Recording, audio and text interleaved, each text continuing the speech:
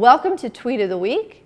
This week I am very excited to introduce Kim Day, former coordinator of STEM, who is now our curriculum specialist for elementary social studies and STEM, because when you do something really well, we make you keep on doing it.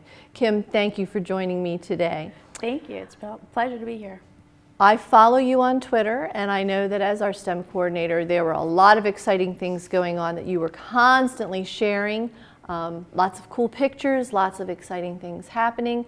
I know that's going to continue as you move into social studies, but since you haven't been able to tweet about social studies yet, you want to tell us about the tweet you're highlighting this week related to our STEM world? I'm highlighting a tweet that actually combines STEM and social studies a little bit. So I was in a class the very last day of school, and it was a middle school social studies class, and they were doing something called Breakout EDU.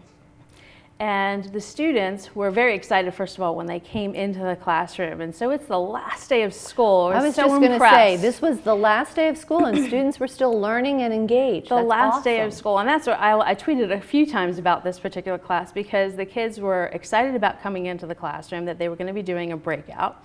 And they were absolutely engaged. And the reason why Breakout EDU is also STEM related is because in STEM we focus on problem solving, collaboration, using our technology skills to help us solve problems, and that's what Breakout EDU is.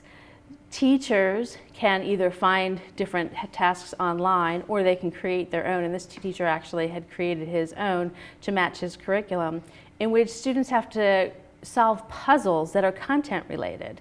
And every puzzle that they solve helps them to unlock a new lock. And so sometimes there's a directional lock, there's a number lock or a word lock. And the kids actually had to break into groups. They had to use the technology that was available in the classroom. And they had to solve these intricate puzzles that the teacher had put together about the content they had learned throughout the year. And they were engaged the entire time and working together, which was great to see.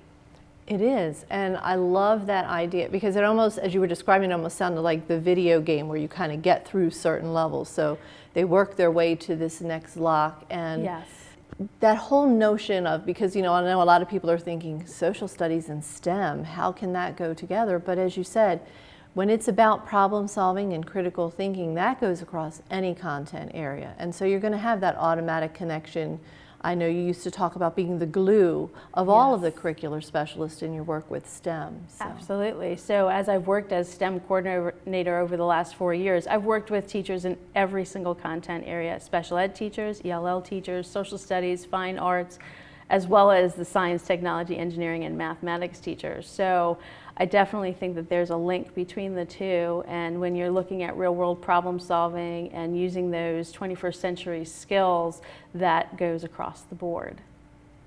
Well, and I think one of the other things I love about the tweets you do is that it is always classroom-centered, things that are happening for our students and some of the amazing things our teachers are doing with them. So thank you for all you have done. Congratulations on the new job, and I look forward to hearing more and more about the wonderful things going on in social studies classes across the county. Absolutely. Awesome. Thank you, Kim. That's it for Tweet of the Week. Join us next time.